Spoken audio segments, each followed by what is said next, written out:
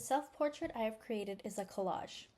I made it by hand using glue, a paintbrush, a blank canvas, some colorful cardstock, printed images, and bits and pieces from an old scrapbook I had.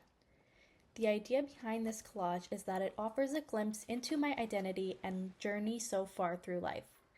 A lot of thought had gone into the photos and messages that I had added to the canvas. I started by adding my name in Scrabble letters, not only to introduce myself, but also to acknowledge my passion for games and puzzles.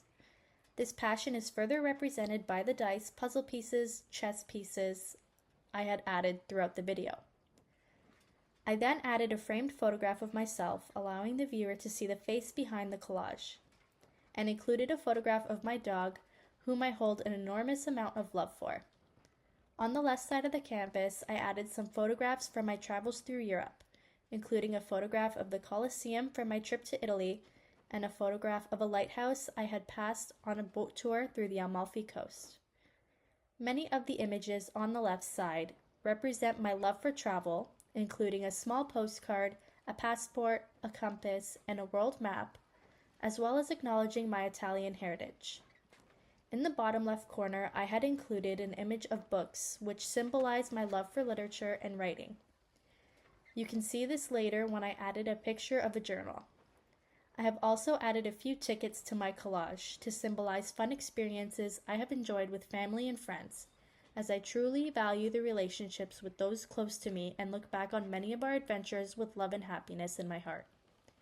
Included are quite a few quotes that have resonated with me, and I feel they properly represent my character, such as "Rise above the storm and you will find sunshine." Finally, within the gaps, I added some flowers and greenery to represent the admiration I hold for nature, as nature for me is a space for reflection and connection to something larger than myself. My image of the educator values the image of the child while also helping to guide each child to see their image of the educator. An educator who values principles such as trust, time, resources, and self-respect can truly obtain the confidence to embrace uncertainty and share control with children in their care. As educators, we are deeply committed to our roles, striving to be seen as capable individuals, each of us with our own supply of knowledge, and as individuals who speak 100 languages in the Reggio Emilia philosophy. Throughout this course, we have explored many topics that have contributed to building my image of the educator. Although I anticipate that my image of the educator will change as I progress through the program and beyond, there are 3 key topics that have already inspired my current image of the educator. These topics include image of the child, pedagogy of listening, and image of the educator. Image of the child. We cannot begin to build our image of the educator without first learning what our image of the child entails. In week 1, we explored the concept of an image of the child and the importance of each educator holding their own image of a child. When an educator becomes fully involved, it is a constant value for the children to know that the adult is there, attentive and helpful, a guide for the child.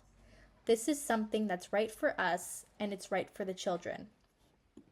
Pedagogy of listening. When we explored what a pedagogy of listening is in week 2 and how it ties in closely with the image of a child lesson, we were then told to ask ourselves, how can we as educators embody a pedagogy of listening?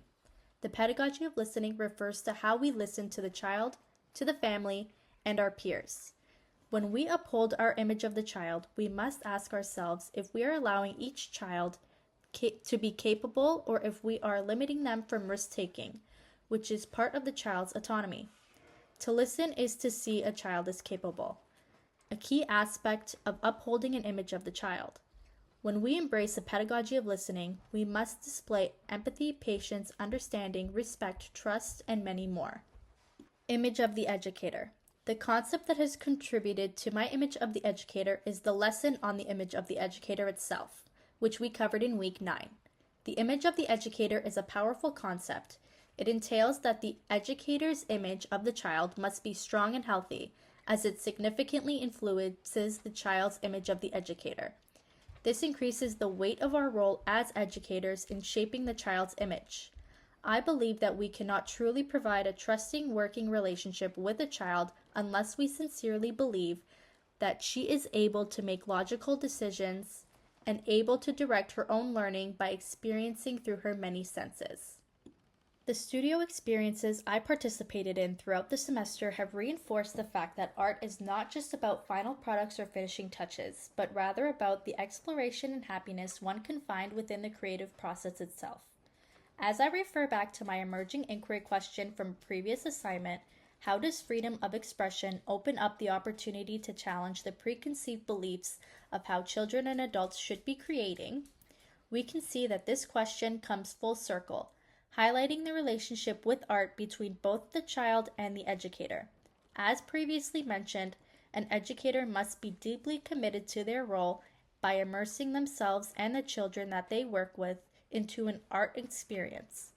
Both parties involved can genuinely listen to the materials with a pedagogy of listening and embrace their freedoms of expressions. Every image of the educator relies on the image of the child, and by seeing the child as capable, we may, as educators, then encourage the child to exercise full autonomy with art experiences. Personally, my image of the educator and how I identify in this program will be influenced by how I can interact with students in my upcoming field placements. However, I aspire to be an educator who embraces growth and continuously seeks to expand my skills and knowledge. In addition to designing engaging and meaningful learning experiences for the children I work with, I strive to be an educator who inspires children through my passion for learning and expression.